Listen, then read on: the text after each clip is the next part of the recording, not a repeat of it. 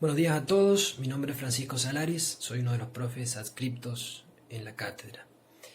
Este es un video dedicado al romanticismo europeo en general y al romanticismo alemán en particular, y después va a haber una segunda parte dedicada a la estética de Novalis y concretamente a los himnos a la noche, que es la primera obra literaria que ustedes tienen que leer para la materia. En el Facebook de la cátedra y también en el aula virtual les dejamos un video muy cortito sobre el romanticismo para aquellos que necesitan ubicar el periodo o que necesitan conocer sus características, pero habría que aclarar algunas cosas del video. El video no se ocupa estrictamente del romanticismo en tanto movimiento estético histórico, sino que se ocupa más bien de lo que podríamos llamar lo romántico. Es decir, determinadas formas de sentir, determinadas formas de producir arte, que tienen su auge naturalmente durante el romanticismo, pero que se extienden hacia atrás y hacia adelante. Por eso el video habla de textos de Rousseau, que son previos al romanticismo, o habla de la estética de Baudelaire, que sería posterior, o de los viajes de Paul Gauguin por Tahití, etc. Nosotros en este video nos vamos a ocupar del romanticismo en tanto movimiento estético histórico, que podríamos ubicar entre fines del siglo XVIII y primera mitad del siglo XIX aproximadamente. Se suele decir que el romanticismo nace en Alemania, y esto es algo que también habría que aclarar, porque en el año 1798 se publica efectivamente el primer número de la revista Atheneum o Atheneum, que se le considera el órgano fundador o el órgano difusor del romanticismo alemán, pero también el mismo año, 1798, se publica el que se considera el texto fundante del romanticismo inglés, que son las Lyrical Ballads, las baladas líricas, un conjunto de poemas de Wordsworth y Coleridge. Entonces, ¿por qué si en el mismo año se publican los dos textos fundantes del romanticismo inglés y del romanticismo alemán, se habla de los orígenes alemanes del romanticismo? Bueno, en realidad se está pensando en un periodo previo al romanticismo, en un movimiento estético previo, muy corto, que dura apenas una década, que se da entre 1770 y 1780 en Alemania, que se llama Sturm und Drang, tormenta e impulso, o tormenta e ímpetu, Sturm como storm, y cuyos máximos representantes son los dos grandes escritores de la literatura alemana, Johann Wolfgang von Goethe y Friedrich Schiller. Es un movimiento de escritores jóvenes, muy jóvenes, de 20 y pico de años, que buscan mostrar la supremacía de la pasión por sobre la razón y buscan echar luz sobre la subjetividad del individuo y sobre los desbordes que puede conseguir la subjetividad del individuo. Y busca también mostrar la inconformidad del individuo en el mundo moderno. Hay que entender la época en la que surgen el Sturm und Drang y el primer romanticismo alemán. Estamos hablando de la segunda mitad del siglo XVIII, de los últimos años del antiguo régimen, un régimen casi feudal, y de el auge de la burguesía como clase social, de la consolidación de la burguesía como clase social. Algo que va acompañado también con un cambio en la forma de acumulación del capital. El capital ya no se acumula mediante la tierra, como hacían los aristócratas, sino que empieza a acumularse mediante el dinero. El dinero empieza a circular, con lo cual hay un auge muy fuerte del comercio, hay una industrialización temprana, se consolida el sistema capitalista, el capitalismo financiero, el capitalismo industrial, el capitalismo comercial, y además hay una serie de cambios culturales, sociales, que tienen que ver con la burguesía como clase social, que empiezan a funcionar en el mundo moderno. El tiempo es un eje estructurador importante, la productividad y otras características del sistema capitalista. A esto se le suma también el caldo de cultivo que significaba la filosofía previa a la Revolución Francesa y la filosofía que está, digamos, que va a servir como el marco intelectual de la Revolución Francesa, la filosofía de Rousseau, la filosofía de Voltaire, de Diderot, de Montesquieu, etc., ¿no? Todo esto está explicado, todo este clima de mecanización, de producción, de auge de la burguesía, está explicado bastante bien en el capítulo que les dimos del libro de Bergman, la introducción a Todo lo sólido se desvanece en el aire. Explico esto del Sturm und Drang porque en realidad el texto de Terzagh que ustedes tienen como bibliografía ampliatoria, que en realidad es una introducción a los himnos a la noche, tiene como columna vertebral, digamos, una comparación entre el Sturm und Drang y el primer romanticismo alemán. En realidad Terzaga lo que hace es mezclar el Sturm und Drang con lo fáustico, que sería una segunda etapa en la producción de Goethe, pero no importa. A grandes rasgos, lo que según Terzaga diferencia al Sturm und Drang del primer romanticismo alemán es que en el Sturm und Drang el yo actuaba, ¿no? El yo se regía mediante la acción, el yo obraba, ¿sí?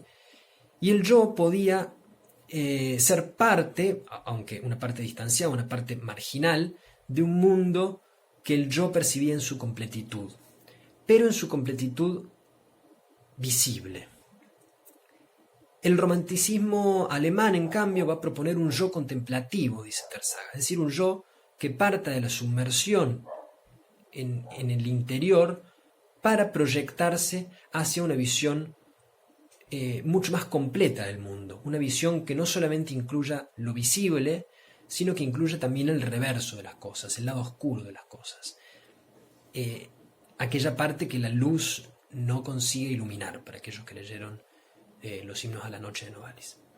Y Terzaga menciona también una serie de características típicas del romanticismo alemán: retorno a la naturaleza, libertad del artista, entusiasmo por el genio, redescubrimiento de la cultura popular, el descubrimiento de Shakespeare, que empieza a funcionar como una influencia muy fuerte hacia mediados de la década del 70 en Alemania, gracias a un autor que se llama Lessing, y nacimiento de una gran poesía, dice Terzaga, que, aún fundada en el subjetivismo más individualista, persigue una visión objetiva y cósmica. Es decir, esto que acabamos de decir, parte de la interioridad, pero se proyecta hacia una visión objetiva que incluye todo ese reverso de las cosas.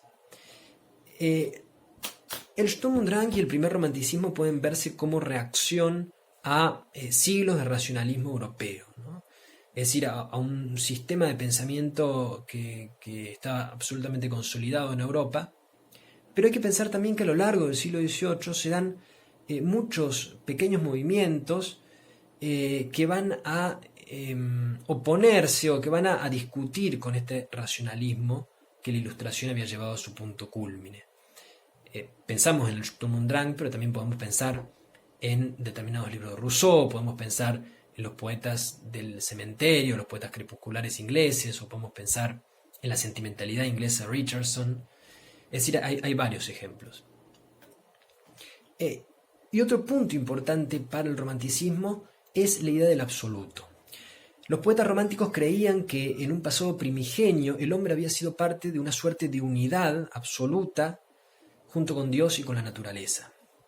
Es decir, el hombre establecía relaciones armoniosas y era parte, era naturaleza, ¿no? y era Dios. Y la modernidad ha roto esa unidad. La modernidad ha instaurado relaciones mucho más mecánicas entre el hombre y la naturaleza y ha dividido la subjetividad del hombre. Entonces, los poetas románticos van a estar pensando siempre en ese absoluto perdido, en esa unidad rota, y van a creer que la literatura es el mecanismo más apropiado para recuperar ese absoluto.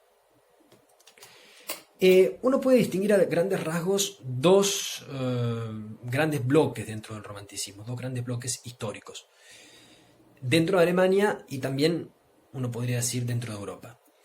Dentro de Alemania, en general, los críticos hablan de dos o hasta tres romanticismos.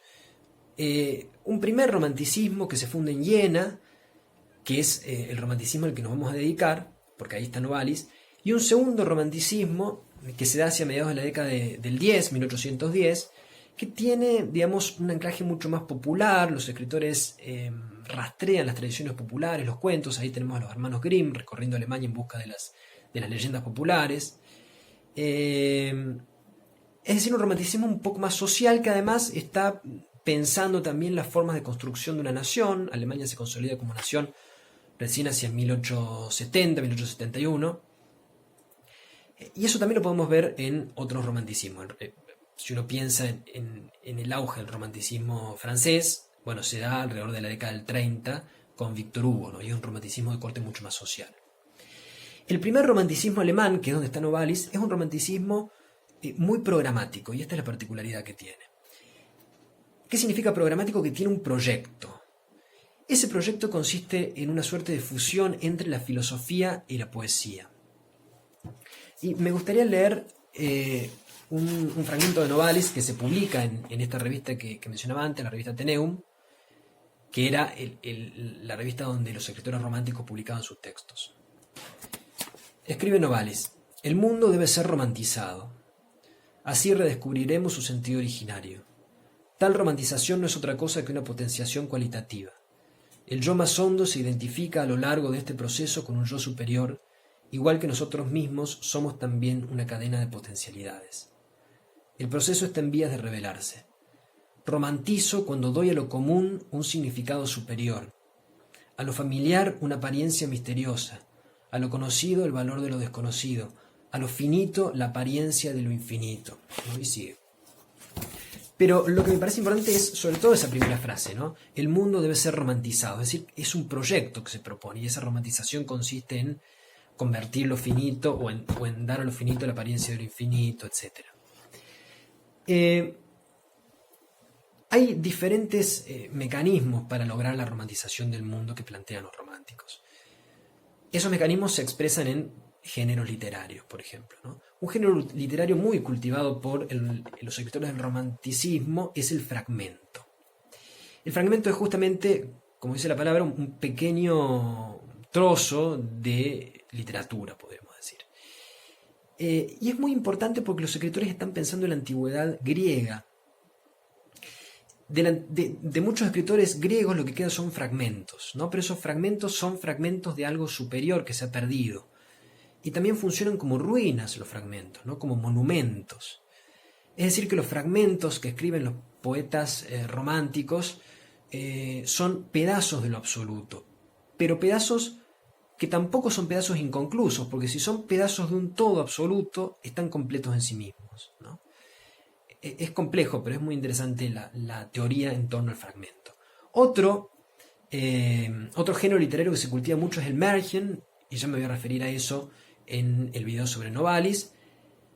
Y otro, y quizás el género que abarca todos estos pequeños géneros, es la novela, el román. La novela no entendida como la entendemos hoy, sino la novela como el conjunto de los fragmentos, el conjunto de los Märchen, como una gran novela que abarcaría ese absoluto perdido. Y el mecanismo para lograr la novela, para lograr el Märchen, para lograr el fragmento, es la poesía. Los escritores románticos piensan que mediante la poesía se accede efímeramente a ese absoluto perdido. La poesía entonces debe contener lo que los escritores románticos llaman el Witz, que podríamos traducir como ingenio. Witz en realidad hoy en el alemán actual significa chiste, pero podríamos pensarlo como ingenio o como chispa. Es decir, la poesía debe contener ese Witz que es la chispa que nos conmueve, la chispa que nos hace despertar en nosotros la idea de ese absoluto perdido. Mediante el Witz que se le da a la poesía, el absoluto renace. La poesía entonces es un arma para recuperar un pequeño pedazo de ese absoluto perdido. Un pedazo que a la vez nos evoca el todo absoluto. Y el objetivo central es, como dice alguno de los escritores románticos, Schlegel, crear una nueva mitología, una mitología moderna, que funcione como la mitología antigua, pero que sea de nosotros, de nuestros contemporáneos. Es decir, una suerte de red dinámica, espiritual, que establezca puentes entre el individuo y lo absoluto. Es decir, que con todo esto el absoluto ha dejado de ser tema poético y ha pasado a ser materia del poema, porque el poema está compuesto por retazos de ese absoluto, ¿no? Y evoca también retazos de ese absoluto, mediante esa chispa que le da el poeta romántico. Esta concepción de la poesía, que es típicamente romántica, hace también que el poeta se convierta en una suerte de genio, es decir, el poeta romántico es el poeta que puede establecer lazos de unión entre el mundo moderno y lo trascendental. El poeta es el que puede atisbar esos pedazos del absoluto, otorgando la chispa a la poesía, creando fragmentos que evoquen esa unidad perdida. Por eso los escritores del romanticismo alemán van a hablar del genio, del poeta como genio, o como dice Novalis, del poeta como mago. De esto vamos a hablar después. Pero para resumir, una importancia muy fuerte de la subjetividad, del yo como un yo contemplativo que parte de una contemplación interna para proyectar una visión del mundo completa, una visión del mundo que incluya ese absoluto perdido, y la herramienta para lograr eso es la poesía. Una poesía que se va a concretar en diferentes géneros literarios como el fragmento, como el margen y como la novela como género superior y máximo.